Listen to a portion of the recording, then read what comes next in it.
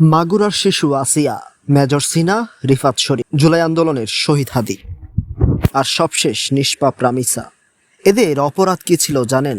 এরা এই দেশে জন্মেছিল যেখানে খুনের বিচার পেতে পেতে আরো 10টা নতুন লাশ পড়ে যায়। এখানে অপরাধ হলে আমরা রাস্তায় নামি, মোমবাতি জ্বালাই, ফেসবুক তোলপাড় করি, তারপর সব ঠান্ডা। শুরু হয় আইনের অনন্তকালের মারপেচ। বছরের পর বছর ফাইল ঝুলে থাকে উচ্চ আদালতে। বিচার দেরিতে হওয়া মানে কি জানেন? অপরাধীকে নতুন করে খুন করার সুযোগ দেওয়া। আর সবচেয়ে ঘৃণ্য বিষয় কোনটা?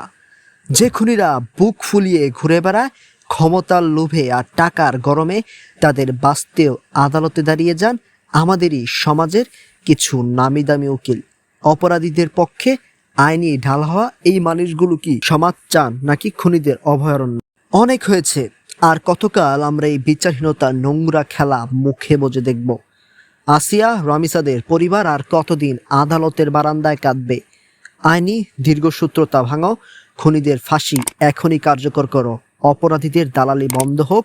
আমরা প্রতিটি হত্যা দ্রুত এবং স্পষ্ট বিচার চাই।